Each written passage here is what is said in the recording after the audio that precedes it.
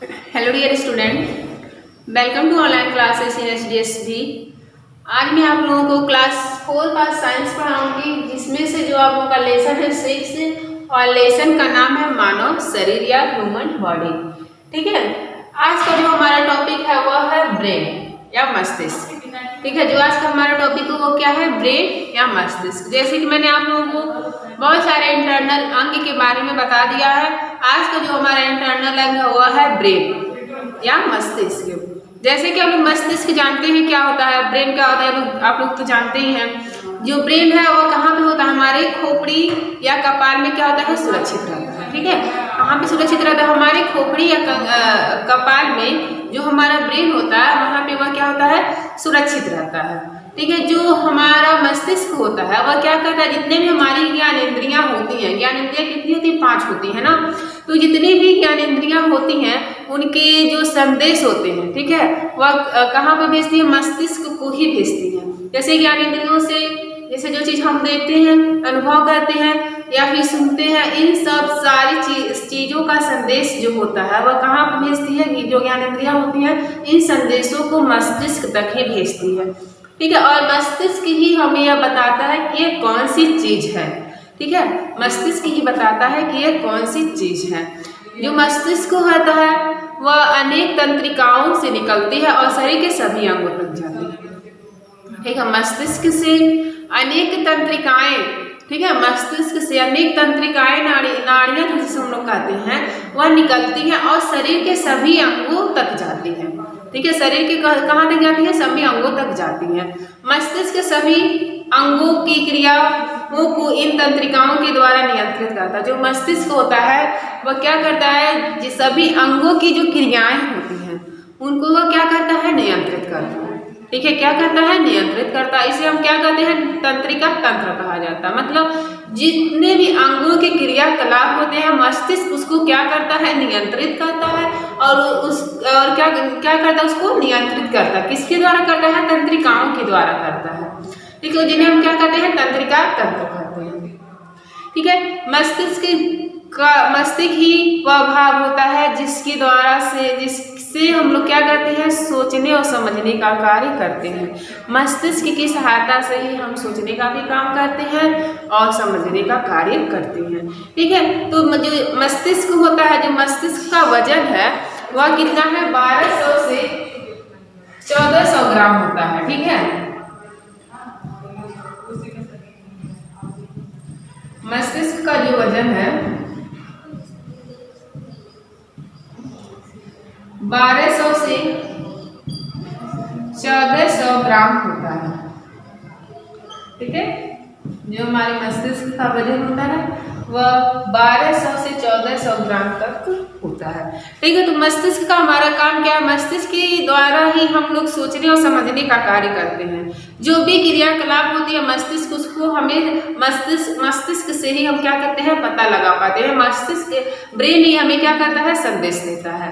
ठीक है, जो इसका कार्य होता है, इसका जो मुख्य कार्य होता है वह ज्ञान, बुद्धि, तर्क शक्ति, स्मरण, विचार, निर्णय, व्यक्तित्व आदि का नियंत्रण एवं निगमन करता है। जैसे कि जो हम सोचते हैं, याद करते हैं, जो हमारी बुद्धि है, तर्क शक्ति है, ये विचार जो हम करते हैं, निर्णय करते हैं, व्यक्तित्व आदि का, ठीक है, आदि का नियंत्रण ही क्या करता है, हमारा मस्तिष्क ही करता है। ठीक है, आदि का नियंत्रण कौन करता है, हमारा मस्तिष्क ही करता है। तंत्रिका विज्ञान के क्षेत्र पूरे विश्व में बहुत तेजी में विकसित हो रहा है। जो तंत्रिका विज्ञान का क्षेत्र है वह, जो तंत्रिका विज्ञान का क्षेत्र है वह क्या कर रहा है, पूरे विश्व में क्या कर रहा है, विकसित कर रहा है। तो आप लोगों को मस्तिष्क समझ में आया। मस्तिष्क जो हमारा ब्रेन है वह कहाँ पे होता है, हमारे खोपड़ी या कपाल में वह सुरक्षित होता है। ठीक है, कहाँ पे सुरक्षित होता है, हमारे खोपड़ी या कपाल में क्या होता है, हमारा ब्रेन सुरक्षित होता है। ठीक है, और ये क्या कहता है, जो हमारी सारी ज्ञानेंद्रियां होती हैं उनको, जो हमारी ज्ञानेंद्रियां होती हैं वह मस्तिष्क को ही संदेश भेजती हैं। ठीक है, जो हमें हमारी ज्ञानेंद्रियों से जो भी संदेश हमें प्राप्त होता है वह उन्हें कहाँ भी भेजती है, मस्तिष्क के पास ही भेजती है। और मस्तिष्क द्वारा ही हम लोग सोचने, विचारने, स्मरण शक्ति, तर्क शक्ति का कार्य करते हैं। मस्तिष्क या ब्रेन की सहायता से हम सोचने और समझने का कार्य करते हैं। और जो हमारे ब्रेन का वजन होता है वह 1200 से 1400 ग्राम होता है। ठीक है, 1200 से 1400 ग्राम तक का होता है। अब हमारा जो है ये तो था हमारा इंटरनल पार्ट्स। ठीक है, क्या होते हैं, उनके कार्य क्या है, ठीक है, मैंने आप लोगों को बता दिया। अब हमारा जो टॉपिक होगा वह क्या होगा, अच्छे स्वास्थ्य के लिए नियम। ठीक है, क्या होगा, अच्छे स्वास्थ्य के लिए नियम।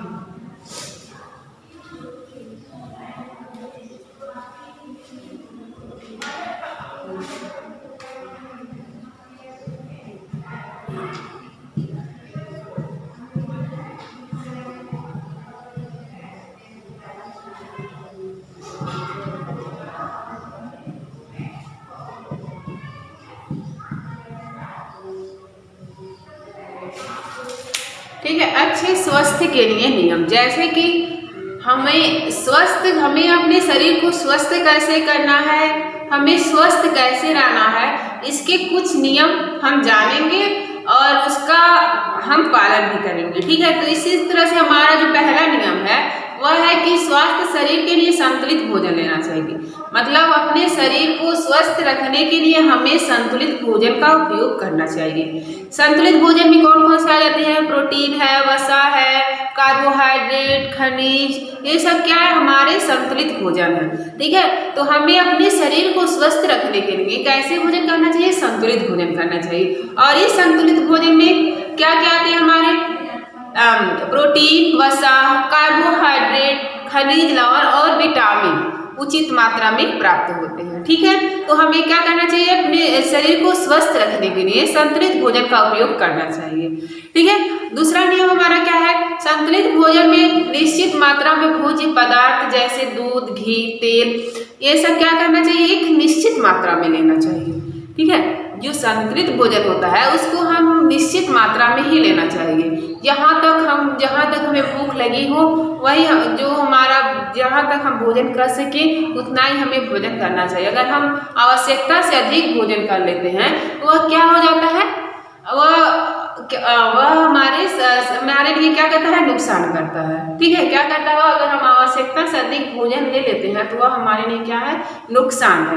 इसीलिए हमें क्या करना चाहिए, जो भी संतुलित भोजन हम कर रहे हैं उनका एक निश्चित मात्रा में ही उनका उपयोग हमें करना चाहिए। ठीक है, जैसे कि दूध है, घी, तेल, मक्खन, पनीर, पत्तेदार सब्जियां, मछली, मांस, ये सब क्या है, संतुलित भोजन है। लेकिन हमें इनको कैसे लेना चाहिए, एक निश्चित मात्रा में ही लेना चाहिए, आवश्यकता के अनुसार ही इनका उपयोग हमें करना चाहिए। ठीक है, इसी तरह से हमारा तीसरा जो नियम है वह है कि भोजन करने से पहले हाथ और भोजन करने का स्थान साफ करना चाहिए। जैसे कि जब हम भोजन करते हैं तो भोजन करने से पहले हमें अपने हाथ को साफ कर लेना चाहिए, धो लेना चाहिए। और जिस जगह पे बैठकर हम भोजन कर रहे हैं उस जगह को क्या करना चाहिए, साफ कर लेना चाहिए, तब वहाँ पे जाके हमें भोजन ग्रहण करना चाहिए। ठीक है, तो हमें क्या करना चाहिए, भोजन करने से पहले हाथ और उस जगह को अच्छी तरह से साफ कर लेना चाहिए। ठीक है, इसी तरह से हमारा भोजन सदैव अच्छी प्रकार भूख लगने पे ही करना चाहिए। ठीक है, जब हमें भूख लगती है तभी तो हम भोजन करते हैं, जब हमें भूख लगे तो हमें भोजन को करना चाहिए। ठीक है, बार बार भोजन करने से क्या होता है, पेट खराब हो जाता है। यदि हमें भूख ना लगी हो फिर भी हम भोजन कर रहे हैं तो क्या होगा, हमारा पेट खराब हो जाएगा। इसलिए जब हमें भूख लगती हो तभी हमें भोजन को करना चाहिए। ठीक है, तो आप लोगों को समझ में आया। और इससे अगर हम आवश्यकता से अधिक भोजन कर रहे हैं तो क्या होता है, हमारा पेट खराब हो जाता है और हमारे स्वास्थ्य बिगड़ने लगता है। ठीक है, हमारा स्वास्थ्य क्या होता है, बिगड़ने लगता है। खाना खाने के लगभग आधे घंटे बाद प्यास लगने पर ही पानी पीना चाहिए। जैसे कि हम लोग खाना खाते हैं तो क्या करते हैं, तुरंत पानी पी लेते हैं, लेकिन हमें ऐसा नहीं करना चाहिए। ठीक है, खाना खाने के बाद हमें क्या, आधे घंटे के बाद हमें क्या करना चाहिए, जल पीना चाहिए, पानी का उपयोग करना चाहिए। ठीक है, भोजन करते समय बीच में पानी नहीं पीना चाहिए। जैसे कि हम लोग क्या करते हैं, जब भोजन करते हैं तो बीच बीच में क्या करते हैं, पानी पी लेते हैं, लेकिन हमें ऐसा नहीं करना चाहिए। ठीक है, भोजन करते समय हमें पानी बिल्कुल भी नहीं पीना चाहिए और भोजन करने के आधे घंटे बाद हमें पानी पीना चाहिए। ठीक है, तो ये आप लोगों को समझ में आया।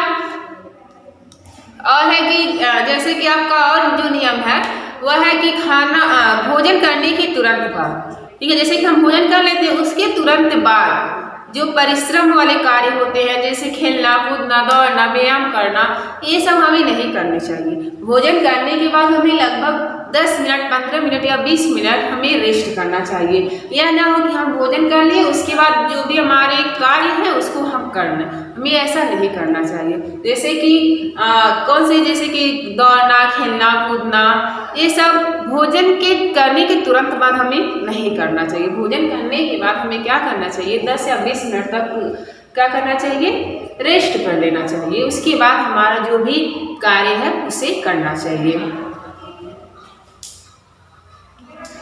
ठीक है। इसी तरह से आपका है कि अच्छे स्वास्थ्य के लिए शरीर की स्वच्छता, जैसे प्रतिदिन नहाना, साफ कपड़े पहनना, प्रातः काल उठना, सोने से पहले दांतों को साफ करना, समय पर नाखून काटना आवश्यक होता है। जैसे क्या कि भोजन करने के साथ साथ हमें क्या करना चाहिए, अपने शरीर को स्वस्थ भी रखना चाहिए, है ना। क्या करना चाहिए, अपने शरीर को स्वस्थ रखना चाहिए। और हम अपने शरीर को स्वस्थ कैसे रख सकते हैं, प्रतिदिन नहा के, साफ सुथरे कपड़े पहन के, नाखूनों को साफ करके, सोने से पहले क्या करना चाहिए, हमें अपने दांतों को भी साफ कर लेना चाहिए।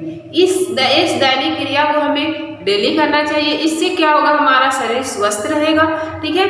और हमें जितना जरूरी है, जितना स्वस्थ भोजन करने की आवश्यकता होती है हमें, उतना ही अपने शरीर को स्वस्थ करना भी आवश्यक होता है, ठीक है।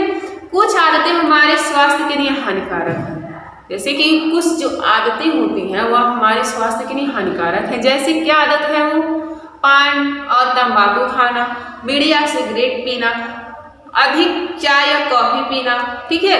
ये जो हमारी आदतें हैं, जैसे कि तंबाकू, कितने लोग होते हैं तंबाकू खाते हैं, पान खाते हैं, अधिक से ज़्यादा चाय या कॉफी पीते हैं, यह हमारे लिए क्या, हमारे स्वास्थ्य के लिए क्या है, हानिकारक है, ठीक है। तो जो भी हमारी आदत हो वह क्या हो, अच्छी आदत हो, और हमें खराब आदतों का अनुसरण नहीं करना चाहिए। यदि हम ऐसा करते हैं तो इसका प्रभाव हमारे शरीर में ही पड़ेगा। इसलिए हमेशा हमें अच्छी आदतों का ही चुनाव करना चाहिए, ठीक है। और कहा भी गया है कि स्वस्थ शरीर में स्वस्थ मस्तिष्क का विकास होता है। यदि हमारा शरीर स्वस्थ रहेगा तो हमारे शरीर में स्वस्थ मस्तिष्क का विकास करना, हमारे शरीर में स्वस्थ मस्तिष्क का विकास होता है, ठीक है। स्वस्थ शरीर से ही जीवन में सुख और सफलता प्राप्त होती है। अगर हमारा शरीर स्वस्थ रहेगा तो हमारे जीवन में सुख और सफलता हमें हासिल होंगे। तो हमें क्या करना चाहिए, हमें अपने शरीर को स्वस्थ रखने के लिए जितने भी मैंने आप लोगों को नियम बताए हैं उस नियम का पालन हमें करना चाहिए। अगर हम इस नियम का पालन कर रहे हैं तो हमारा शरीर स्वस्थ होगा, और हमारा शरीर जब स्वस्थ होगा तो अपने जीवन में हम सुख और सफलता को प्राप्त करेंगे। मुझे पूरा उम्मीद है कि यह चैप्टर आप लोगों को समझ में आया होगा। आज आप लोगों का चैप्टर 6 आज समाप्त होता है, और आप लोगों से मुझे पूरा उम्मीद है कि आप लोगों को यह पाठ बहुत अच्छे से समझ में आया होगा। धन्यवाद।